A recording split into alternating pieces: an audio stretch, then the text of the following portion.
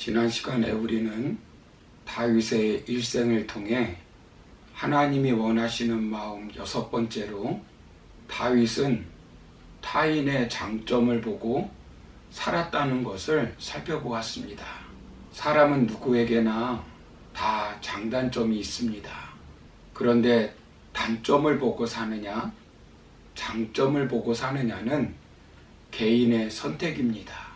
타인의 장점을 보고 칭찬해 줄 것인가, 아니면 타인의 단점을 보고 깎아내릴 것인가 하는 것은 개인의 선택입니다. 그러나 우리는 타인의 장점을 보고 칭찬하는데 인색하지 말아야 합니다. 단점보다 장점을 보는 눈이 밝아져야 합니다. 그렇다면 구체적으로 왜 다윗이 이런 마음을 가졌겠습니까? 먼저 다윗은 하나님의 시각으로 사울을 바라보았기 때문입니다. 다윗은 사울의 단점을 보고 비난하는 것이 아니라 장점을 보고 칭송하는 것은 사울에게 존중받을 만한 고귀한 인격과 놀라운 업적이 있어서가 아닙니다. 지금 사울은 이방인과의 전투에서 죽임을 당한 실패한 왕에 불과합니다. 그럼에도 불구하고 사울의 장점을 보고 칭송하는 것은 하나님께서 기름 부어 세우신 왕이었기 때문입니다.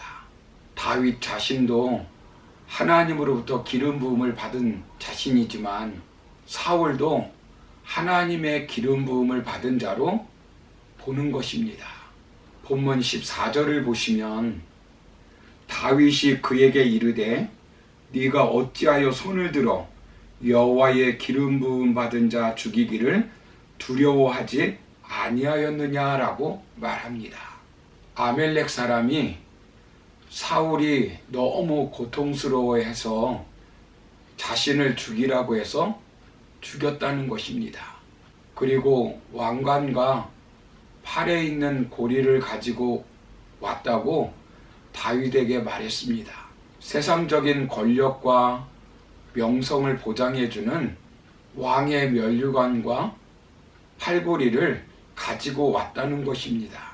물론 이 사람은 거짓으로 다윗에게 아부하기 위해서 이렇게 말하는 것입니다. 그때 다윗은 원수를 죽였으니 잘했다고 칭찬하는 것이 아니라 여호와의 기름 부음 받은 자를 죽이는 것을 두려워하지 않았다고 책망하였습니다. 그리고 그를 처형하게 했습니다. 하나님의 기름 부음 받은 자를 죽이는 것을 두려워하지 않고 오히려 업신여기는 태도를 자랑스럽게 말하는 그를 단호하게 처형한 것입니다. 이것이 다윗의 마음입니다. 부족하고 자신을 죽이려고 했던 왕이지만 하나님이 세우신 자로 본 것입니다. 많은 단점이 있음에도 불구하고 한 시대에 그를 왕으로 세워 그의 장점을 사용하여 하나님의 일을 이루시게 하는 하나님을 본 것입니다. 여러분, 목사가 부족해도, 남편이 부족해도, 아내가 부족해도, 자녀가 부족해도, 사장이 부족해도, 동료가 부족해도 하나님이 세워서 같이 일하게 하는 사람으로 보면 단점보다는 장점을 보게 되는 것입니다. 다윗의 포용력은 하나님의 시각으로 바라볼 때 나타나는 것입니다. 사무엘하 22장과 시편 18편을 보시면 나의 힘이 되신 여호와여 내가 주를 사랑한다고 고백했습니다. 그는 사람을 바라볼 때 상처에 주목한 것이 아니라 하나님을 바라본 것입니다. 자기 상처에 주목하면 자신에게 피해를 준 상대방의 단점이 보이는 것입니다. 그러나 그 사람을 사용하고 있는 하나님의 시각으로 보면 그 사람의 장점이 보이기 시작합니다. 잠언서 24장 17절 18절을 보시면 내 원수가 넘어질 때에 즐거워하지 말며 그가 엎드러질 때에 마음에 기뻐하지 말라.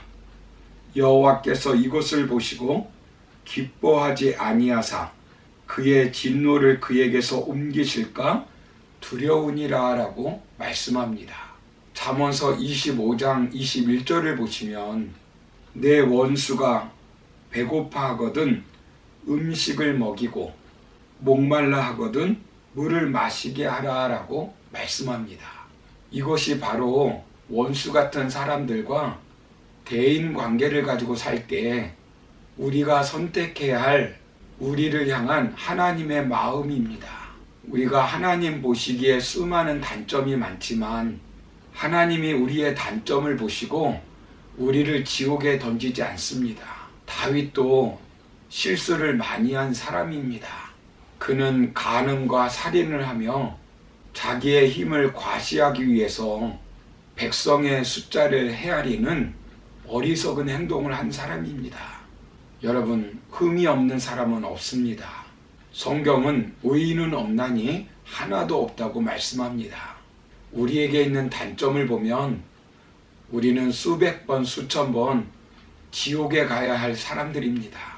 그러나 흠이 많음에도 불구하고 그를 붙들고 어떻게 하나님의 일을 하시고 계시는가를 보아야 합니다. 하나님은 우리의 허물을 용서해 주시고 우리의 장점을 보고 사용하시는 분이십니다. 우리는 하나님의 시각으로 사람을 바라보아야 합니다. 사탄은 에덴 동산에서 하나님께서 먹으라는 그 많은 과일을 외면하고 먹지 말라는 선악과에 집중하게 만들었습니다. 오늘날 사탄의 전략은 마찬가지입니다.